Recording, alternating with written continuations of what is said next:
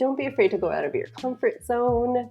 I guess it's an important way to make progress when drawing or even when writing a story, like tackle subjects that maybe are new to you, but using research, of course. Don't let kind of impolite comments get to you, even like really negative ones. Do something that brings you joy. I guess that's also important. If a story starts getting stale for you and it starts feeling like pretty much like you're no longer doing this out of passion or love, it's okay to drop stories. Like your fans will probably still be there even if you start something new that you're more passionate about. And it's also important to put yourself first. It's okay if you miss an update or if you need to take a break. Your fans will understand. You'll still be there. Hello, my name is Annie, and you are listening to World of Webcomics, a podcast all about interviewing creative people who are telling stories online. I think that's my intro. That's what I'm sticking to.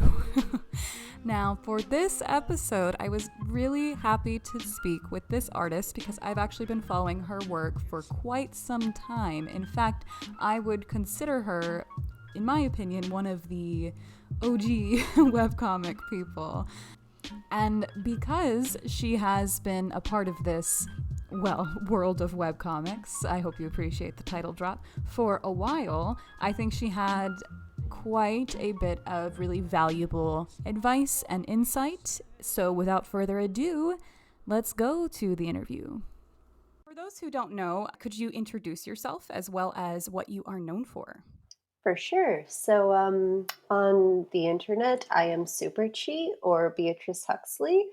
I am the artist and writer behind Color Theory, and maybe some of you know me from Ball and Chain a few years back.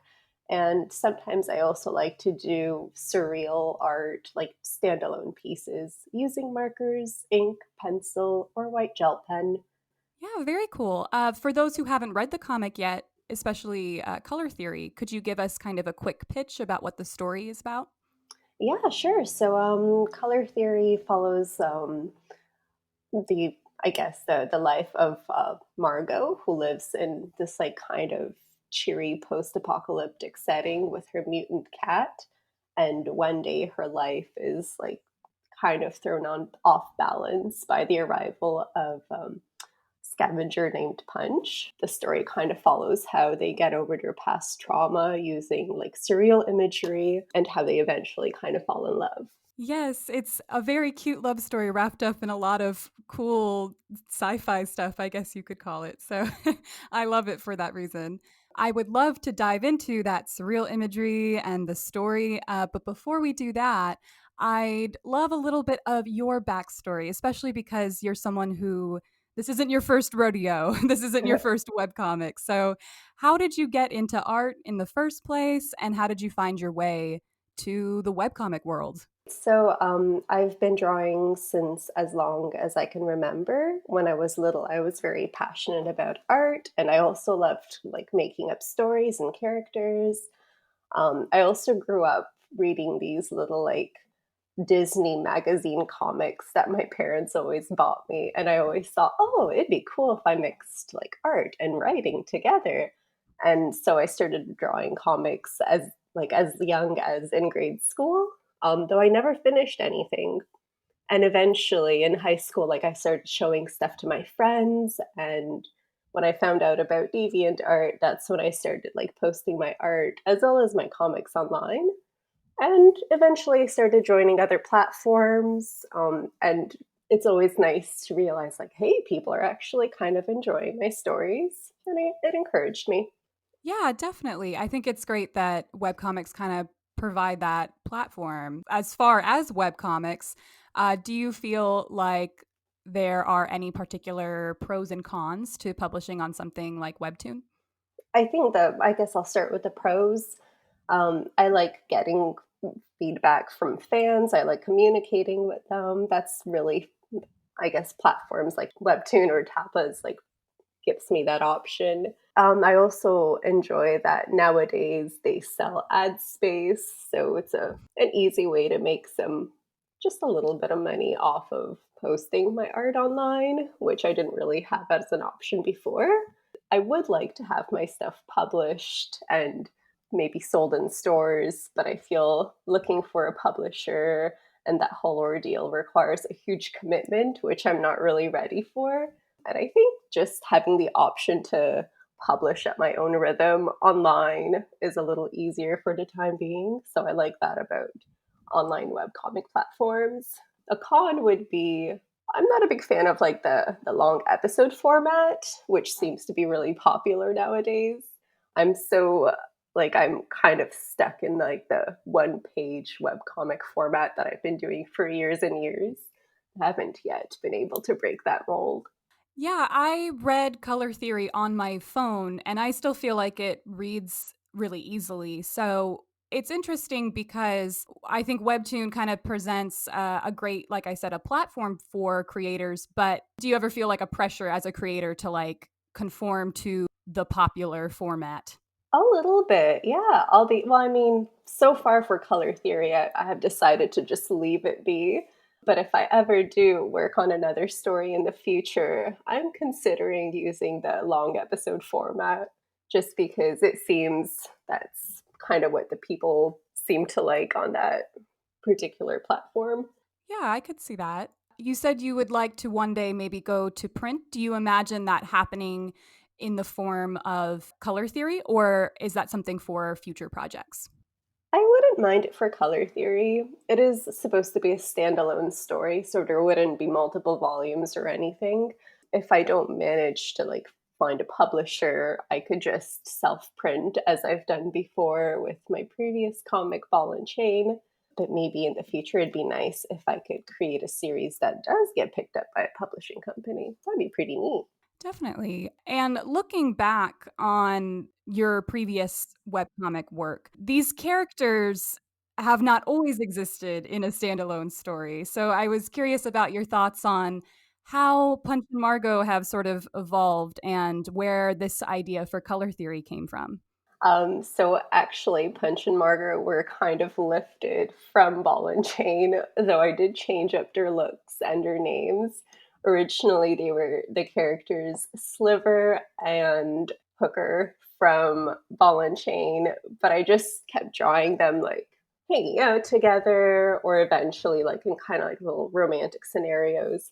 And I thought, oh, this works really well, and I became more excited about drawing their standalone, like little post apocalyptic romantic story than I was about my previous comic. And most of like the surreal post apocalyptic stuff came from my really long drives to work. I used to work an hour away from home. So on my drives to and from, I'd see like flat fields upon fields. And I would imagine, like, oh, this is kind of like a cheery post-apocalyptic scenario. I wonder what it'd be like living under these conditions. And so I kind of like figured the setting would be nice for a romantic comic. Yeah, I know that you've mentioned that within the webcomic as well, whether it was like a Q and A or an artist comment. And I wrote this down because I loved it. You called it a gentle post-apocalyptic aesthetic, which, by the way, would be a great band name. And I'm really fascinated with that idea. And I was wondering if you could speak more on this idea of combining a love story with a post-apocalypse. I wanted a different kind of setting. As I've mentioned before, I am a big fan of post apocalyptic stories, but I wanted something that isn't really necessarily violent or chaotic. I wanted to focus more on like the gentle side of things, like how people could survive off the land, or just give off that sense of isolation and how people can find each other and kind of learn to coexist, and bring out the best in each other, I guess, under these like kind of like rough circumstances as well. And also, I guess I was at the time I was also watching Adventure Time, which really inspired like that. Oh, this is a cheery post-apocalyptic universe. I'd like to get on that. I like that. Now that you point it out, I can see that. So, another thing you mentioned in one of your artist comments is that you spent about a year and a half preparing before you actually started posting online. And I was just curious, what did that prep work involve for you? So first I started off kind of like formlessly. It was mainly just sketching these characters over and over until I finally decided I would like to make this work as a story. I started drawing like panels of the setting, like Margot's little house, just to see if I can get the look right of the comic. So some of the first panels I've drawn that I included in the comic were actually not related to a story initially, but when I decided to put everything together, it just kind of clicked. I also wrote a lot of the script. When writing Ball and Chain, I made the big mistake of not planning very far ahead, and things just kind of got out of my control story wise. But for this story, I really wanted to take my time planning everything out right and figuring out an end before diving in and posting online. I made sure to have a bank of pages ready to keep like a steady update schedule. And the drawings themselves, they actually take quite a bit of time to make. It did take a long time to prepare stuff before sharing it online. Yes, I definitely want to ask you a little bit more about your process because this is a beautiful comic. Again, before I do that, I'd love to hear more of your insight on the writing process. I think that's something that like first time webcomic creators like forget to do. And especially I can relate. So there's that. Could you tell us like what exactly do you do as far as scripting or outlining? How is that process? So I have this Word document where I write the script, kind of like a play or a movie script, pretty much, where like I say what each character says. I write down the dialogue, and sometimes in brackets I'll write if there's like a particular action or expression that I want to convey in that panel. Sometimes I write like little narrative cues just for myself, so I don't forget what you're supposed to be doing in that scene. I divvy that up into pages, and once I reach a particular page, I'll sketch each panel. I don't really do much outlining because I try to do this as quick as I can with the spare time I'm allowed. Sometimes I actually resketch two or three times to make sure everything comes out right. I like to take my time. Once the sketch looks good, I clean it up. I do all my pencil lines, and then I shade it with pencil, and I start adding colors. After which I photograph each panel and I put them up on Photoshop, and I clean everything up and assemble the page. Excellent. It's cool to know that they're kind of intertwined, both the writing and the visual. I think that's kind of natural for comics. More on the world building, you also mention a short story called Roadside Picnic, which I was intrigued by because I am not familiar with that. I was wondering if you could speak on perhaps your other writing inspiration specifically. So I guess that one was like a big Roadside Picnic was a big inspiration for like my obsession with post-apocalyptic settings. That one in particular, it's I believe it's a Russian story, and it's about, I think the main character is named Red, and the disaster is never actually mentioned specifically in that story. We just know that perhaps some aliens like landed on Earth and left behind a bunch of junk, and it's like they left a radioactive zone, kind of like how humans would leave junk behind after a picnic, like in a natural area. And he goes in this zone and finds junk that he gets paid for, and all these like alien things have like really cool properties that can be dangerous or can be useful to humans. So that's kind of like how the idea of like a scavenger came about in the comic I'm writing, as well as like sometimes how Punch mentions like that the objects have developed certain properties. I did kind of use the novel as an inspiration for that. Writing wise, I'm not really sure if I used much else as inspiration, but yeah, I think that's about it, unfortunately. Oh, it's interesting. It's funny because amongst Ball and Chain and Color Theory, and even some of your earlier work as well, I'm blanking on the name, but there was a really cute one with a little Oh, alien who becomes a big alien. oh yes, it was called Worm Intergalactic Hitwoman. Yes. Yes, she was adorable. That was, and amongst all those stories, we have this common theme of like sci-fi and romance. And so I was wondering, is that something that you consciously embrace in your work, or is that just kind of what you like? I'm a huge fan of sci-fi in general. I grew up reading like random older sci-fi works. So I guess Yeah, I also like watching sci-fi films, and I'm a big sucker for romantic stories as well.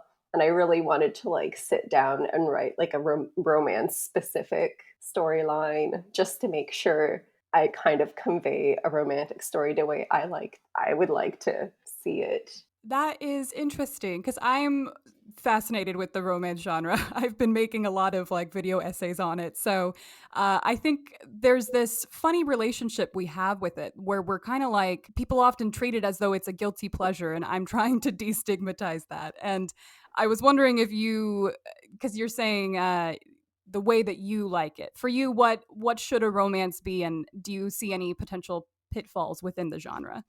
I like when characters in romantic fiction act like humans would act in a relationship rather than kind of how 90s and early 2000s so-called chick flicks kind of have written the characters, which I always found terrible when watching certain romantic films.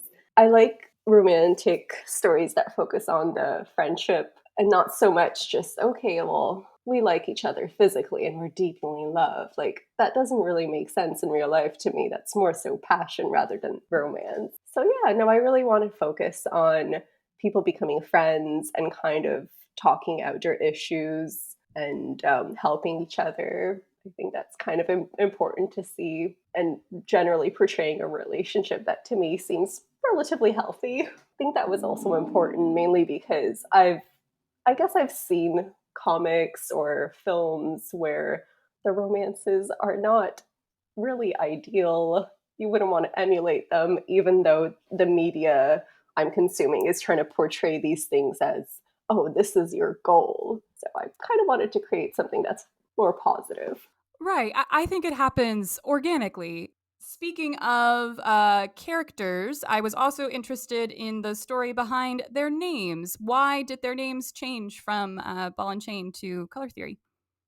I didn't really want the comics to be associated. I also didn't like Punch's name in Ball and Chain was TJ Hooker, and I was like, no, I think that's a pre-existing character in like some cop show. So I figured that that will not do. When I was younger, I actually created an original character called Punch who had a crush on a girl named Margot, and I figured, okay, those are cute names. And I do believe in Ball and Chain, Margot's actual name was Margot, but she went by Sliver as her like gladiator name. So I just scrapped that and used her actual official name in the new story. Very cool. Another difference between the two is that we have digital versus traditional art. So I'd love to get your perspective more on the visual aspect of the story. Was that a conscious choice to switch mediums? Yes, it was actually a very conscious choice. I worked on Ball and Chain for about 5 years, and I really tried to make digital art happen, mainly because it's more cost effective, and a lot of artists seem to make it digital art just supposedly happens faster. However, by the end of my Ball and Chain production, I was hating it. I didn't like sitting in front of the computer and staring at the screen, and I felt my lines weren't as good as they came out on paper. And I figured, okay, well, I really like drawing traditionally. It relaxes me. It does not feel like a chore. And I like, although it is kind of harder when it comes to like coloring surfaces or like using layers, it just makes me feel a lot better. And I'm more passionate about the project this way. And I enjoy what I'm doing. And I like manipulating the colors and like touching them physically rather than just picking from a palette on a screen. Yeah, and I think the passion shows through. There's this really beautiful, almost storybook like whimsy to it.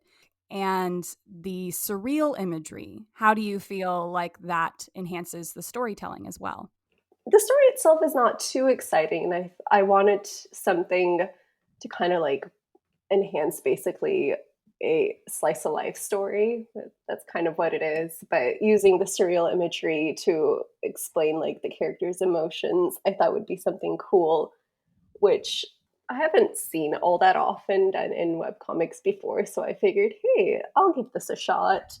I'm a big fan of obviously expressing emotions through art. So yeah, I thought it would just make things more palatable. Yes, and showing that emotion through art, I think, shows through some of these pages are almost one panel, and we get some room to kind of breathe and just focus on this silent moments. Is that something that you consider in your work and think about with the pacing of the story? Yes. I realized like while working on Ball and Chain that I didn't really have any. I didn't take time to like lay out a setting or like let kind of give the characters or the story room to breathe because I was a little bit lazy about drawing panels with no dialogue, but I figured my goal for this comic was just to have moments where the art tells a story rather than the dialogue or a narrator. So those standalone panels that are kind of like only two per page or like even a page with one scene, they're just kind of to tell the story without dialogue. Yeah, definitely. Do you feel, as someone who works both traditionally and digitally, that there are particular pros and cons to the different materials? Oh, yes. I think digitally, obviously, as I mentioned before, it's more cost effective. And when it comes to like coloring a background, it's a lot easier. You could like copy and paste the background if you so desire. In some ways, it takes less time. This is a problem I personally have though with digital. Like my lines just don't seem as authentic. I have a harder time sketching what's in my head on a screen rather than on paper. And there's just something about pencil that like even if you use textures, I cannot replicate the look. Traditional obviously takes longer and it requires a lot more planning because you can't undo a mistake.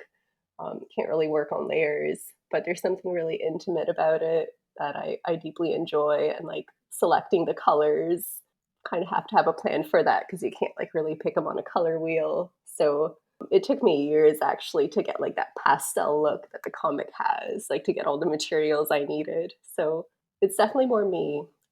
I like that about it. Yeah, I think it helps it stand out because so many webcomics now are digital art. What are your actual tools that you use? So I use Copic markers and Prismacolor markers. It's kind of like a mix of those, and just a push pencil for the lines. And sometimes I use white gel pen, which is kind of like a newer thing for me, but it's lots of fun. Like for like the highlights into hair, or sometimes just like to outline the characters on a busy background. And rarely I use ink. Good to know. I think something that a lot of people who are just starting out struggle with is the inclusion of backgrounds. And so I was especially intrigued when you kind of specifically mentioned the desire to consciously do more of them with color theory. And you even alluded to a story around that. And so I was just curious about how you've progressed in that regard. Oh yeah, so color theory kind of part of the part of the reason I set out to make it was to prove to myself and I guess others or like a general kind of others that I could draw backgrounds and they could be detailed and traditionally done. I guess it's okay when you're starting out if you don't do backgrounds, but it's not as exciting when the characters just kind of exist in these like little rectangles with just like a few colors. So it took a lot of research and planning. I started using references a lot more often and taking my time to do establishing shots. And I realized that I kind of like doing backgrounds. And it was just kind of like a little bit of a risk and wading into an area that I was very uncomfortable with previously. But it was a good learning experience, and I totally recommend that. Even if it's kind of scary and boring at first, it's something to get you like it's something nice to get used to.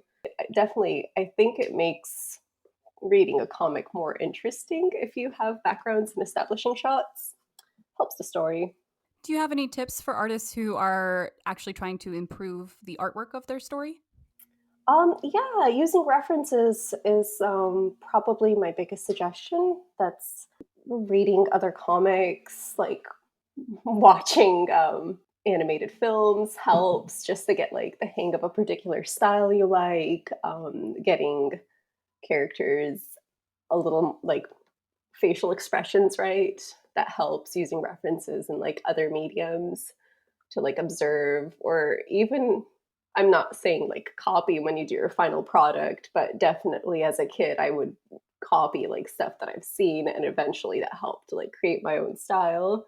It helps to like diversify the media you consume as well, reading different things that are drawn, let's say like a manga versus like a Disney film, really different styles, but it's good to diversify. Yeah, and that kind of perfectly leads me to ask, who would you attribute to being your biggest visual influences? So for color theory specifically, with like the kind of like cheery pastel backgrounds, I was really inspired by Studio Ghibli films. My favorites are Princess Mononoke and Spirited Away.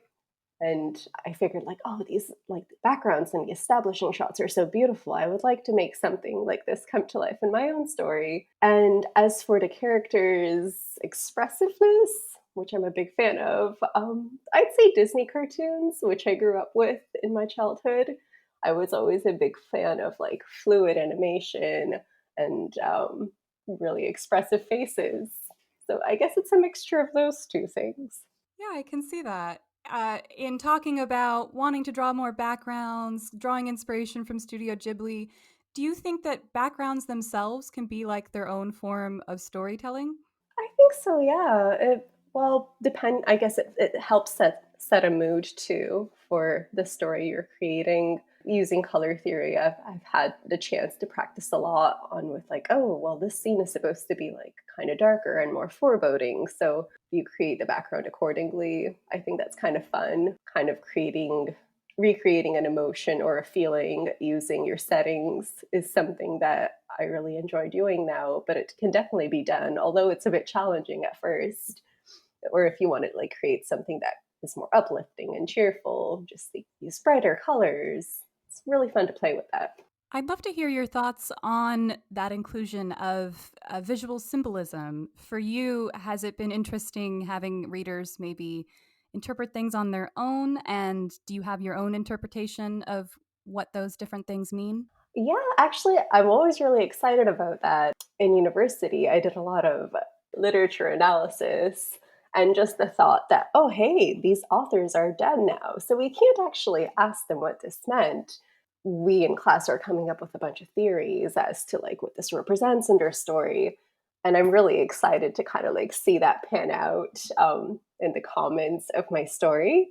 For example, like the blue goo that always shows around Punch when he's upset, or Margot's like the black scribbles around her hands. Yes, they're intentional and they do have a meaning for me. And usually, the ones for Punch, people are pretty accurate about those. But about Margot's scribbliness, I guess that will be revealed over the next few weeks in the story. Or even like the red string leading her to her mystery door. It's always exciting reading like people's interpretations about that one because it's something quite different from what they've been guessing. Oh, okay. Now I'm Yeah. really excited. Yeah. um, as far as the actual story goes, if you had to give like a fraction, are we like halfway, or where are we in the story at this point? I'd say we're pretty halfway, maybe like a little past the half mark. But nowadays I realize that I tend to add more pages. Like I have a general script, but I always kind of get sidetracked and like, oh, I like to include this like little dialogue between them. I think it'd be cute. Like the scene that I did now of them going like on their little supply trip. It was only supposed to be a panel, but I just kind of got carried away. So if I don't really add any extra scenes, we should be at the halfway mark. Okay, good to know. And do you have, aside from color theory, more stories that we can expect from you in the future? Yeah. I'm thinking of some new characters currently, which I haven't really like drawn yet officially, but I'm always thinking of new stories. I would like to write something that's several chapters long, like something more complex with a more story focused instead of rather than like character relationships, like having the story be a little more complex. I would like to do something like that too. Hopefully one day I get around to doing that. That's interesting. The idea that something could be more story focused or more character focused. Do you feel like those things are separate, or do they intertwine? I guess they're like intertwined to some extent, but personally, I think some authors like to focus on world building more, and others like to focus more on like characters and their relationships and their interactions. Sometimes, like some people mix the two really well together. Sometimes you can kind of tell that some people prioritize one over the other. Personally, I would like to be better at creating a story, but I always tend to like be led by character, just like how people kind of get along. That makes sense.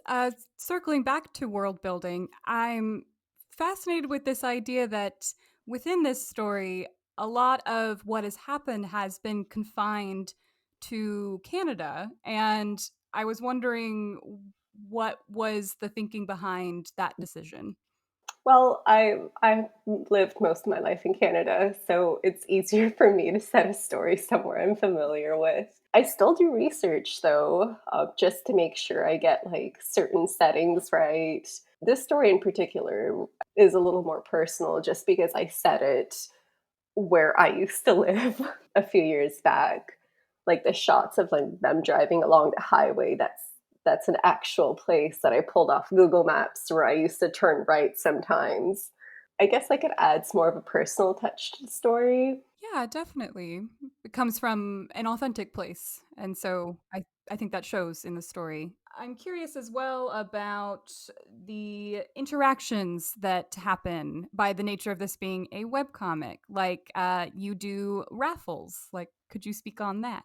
Yeah, I started doing raffles when I joined Instagram. Sometimes it added a couple more followers or just to get kind of an interaction with the community. I had been on DeviantArt for a really long time, and then I realized, like, oh, I don't really interact with my followers. And I feel like, hey, these people are really what encourage me to keep going when I create my stories. It'd be nice to give something back that's a little more customizable. And I guess like it's exciting to see. I've done like maybe four raffles or so on Webtoons, and like every time I count a number of people, and like there are more and more participants. So that's always really fun. I also like getting the chance to draw other people's characters. I make sure the raffles come at a time when I have spare time, so I could do these prize drawings. But no, it's fun to see like people getting enthused. Yeah, it's a nice way to give back. Yeah, I really like that. What are your tips for building an audience? I think it's important to be very polite to your fans. Try to reply to comments once in a while. I understand like the more popular artists get, the harder it is. Like even I myself now, I find that I like comments a lot more than I answer them, which wasn't something I was doing when I first added a comic on Webtoon. Listen to suggestions by your fan base. Sometimes they're actually really helpful. I remember doing ball and chain. I used to realize like, oh wow, this person made a comment that is absolutely true. I need to fix this, or I need to like add more about this. So I think that's important too. Post often, obviously not too often, but it helps to have a schedule going. Like posting every Sunday definitely gives people like they know when to look for the comic. That really helps. I guess it's totally understandable if you need to take a break. That's really important, but like not taking like 3 months off obviously helps grow your fan base so they don't really forget about the story. Advertise the comic on your other social media platforms. Post it on different comic sites would be my suggestion as well. Like when I first started out with color theory, it was on DeviantArt, and I was like, okay, it's doing all right here. I'll try other sites. And like I did not expect it to do so well on Webtoon, but hey, trying different platforms really helps, like getting a wider audience. Definitely. It is a great tool to experiment with, I think. Something else that a lot of artists I think would benefit from hearing your insight on is the fact that you sell your art in the form of commissions, originals, prints, stickers.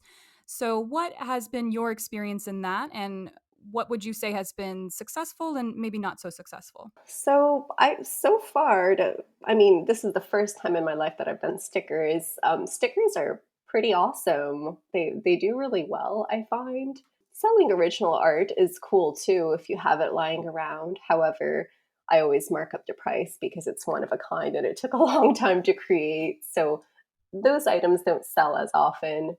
It's important to market them outside the comic, obviously. Like if you guys have like an Instagram account or a Tumblr, it's nice to advertise that there. Prints do well too, but I figure like stickers are the best just because they could be used in multiple ways. They could be like nowadays you could get like holographic ones and all these like flashy things. When designing, it's important to think of like what's really popular within your comic. If you're doing like merchandise for a particular story, for example, my first sticker was Simon the Three-Eyed Cat, just because I feel like he's a real crowd pleaser. So it's good to start with something that the audience seems really enthused about. Are you a cat owner yourself? Yes, I own a dog and a cat, though I'm definitely more of a cat lady than a dog lady. Yeah, no, I've been really passionate about cats for the last few years.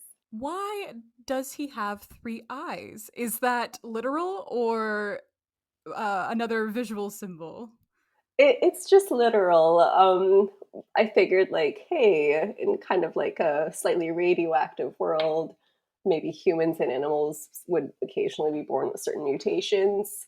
So it's really because of the radiation that this cat was born with three eyes. But it's not harming him in any way. He's living a full life. Oh, that's good to know. Yeah. No animals were harmed during the creation of Yes, color theory. exactly. Disclaimer.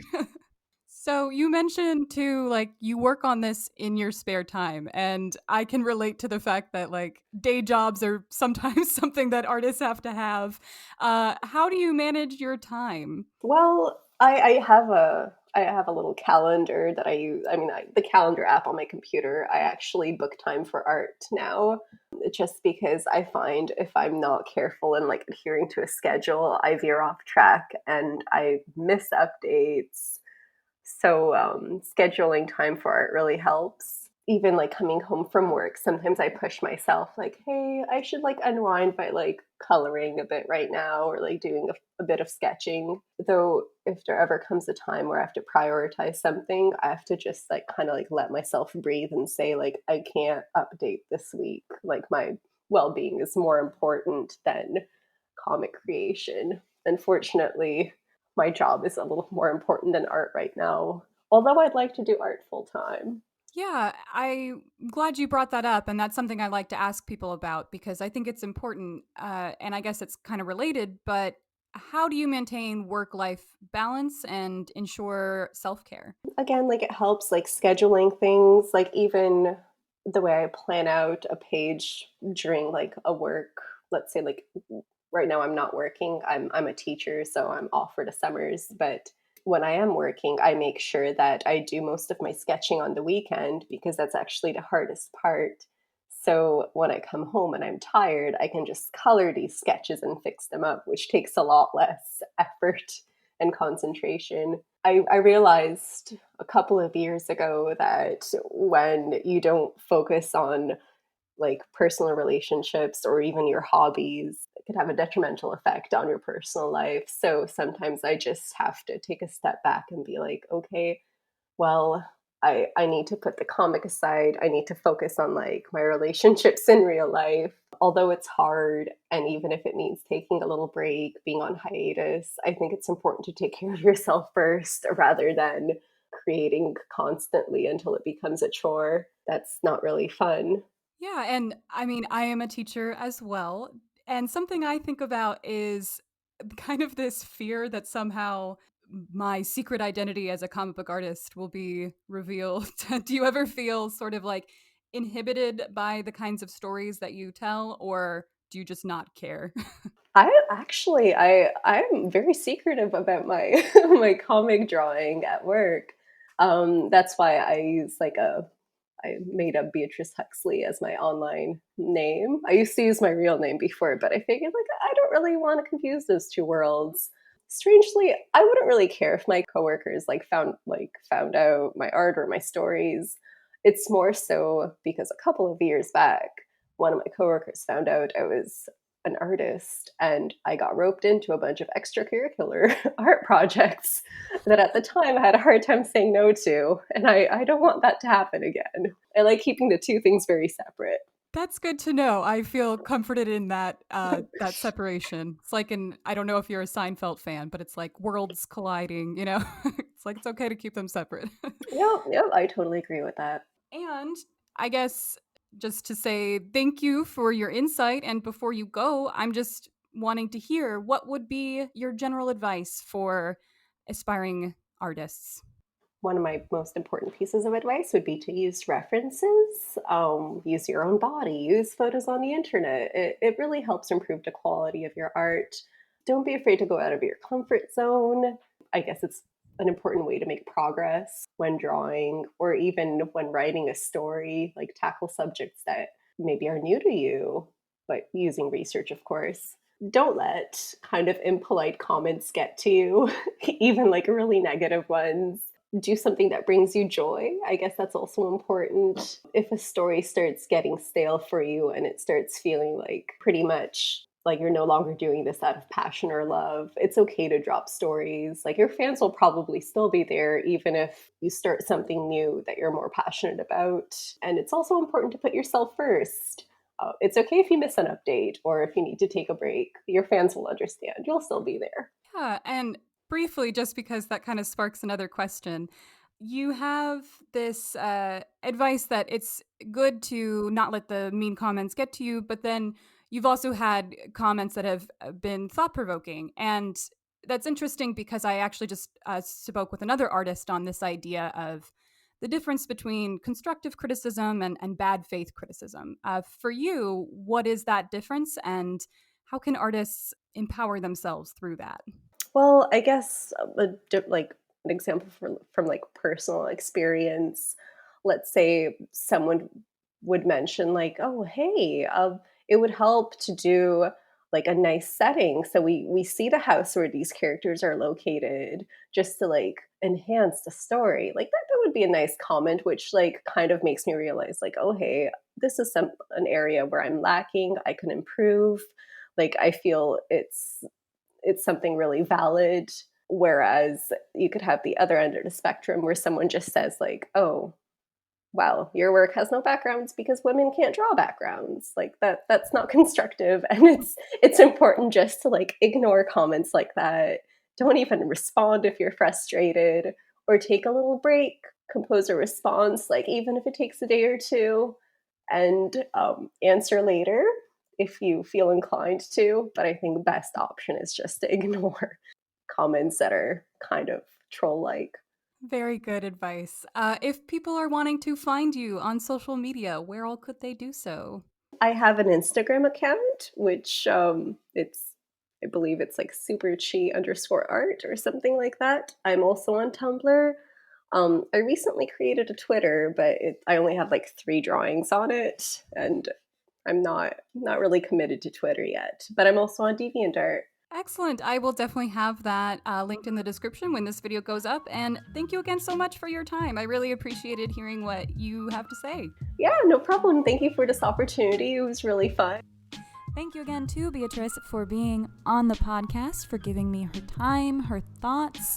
Definitely be sure to check out Color Theory, check out her social media if you are curious about my comic. The first chapter has ended, but you can read it on Webtoon. It is called Soul Match if you like robots and romance. So a little bit of sci-fi, a little bit of smooching. As always, if you have a comic, please drop the title of it below. Let's connect. Let's build this community. this world of webcomics. And let me know, was there something from this episode that resonated with you, that sparked a question, or do you have recommendations for other webcomic creators that you would like to hear on the podcast? And I will do my very best to see if I can get in contact with them. Until next week, everyone. Bye.